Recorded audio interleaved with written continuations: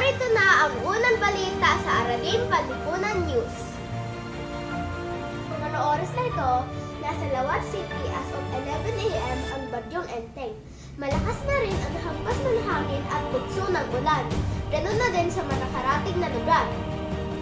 2 araw na din suspende ang mga klase sa lahat ng mga antas ng pribado at pampublikong paaralan.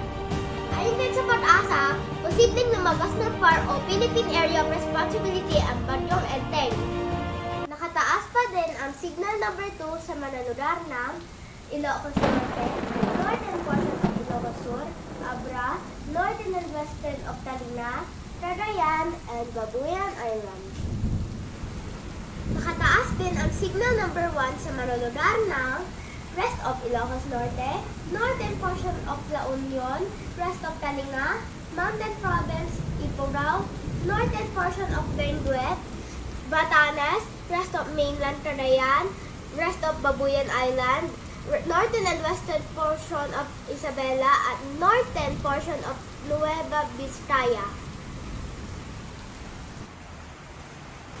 Nakataas din ang orange rainfalls sa lugar ng Zambales. Nakataas din ang yellow rainfall sa lugar ng Metro Manila, Bataan, Tarlac, Pampanga, Bulacan, Cavite at Rizal. At nasa rainfall advisory naman ang lugar ng portion of Occidental Mindoro, Antique at Atlan.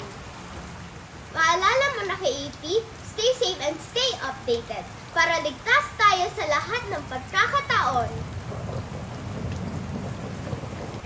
Ako po si Francois Elisa Lascre, ang inyong weather presenter ng AP News.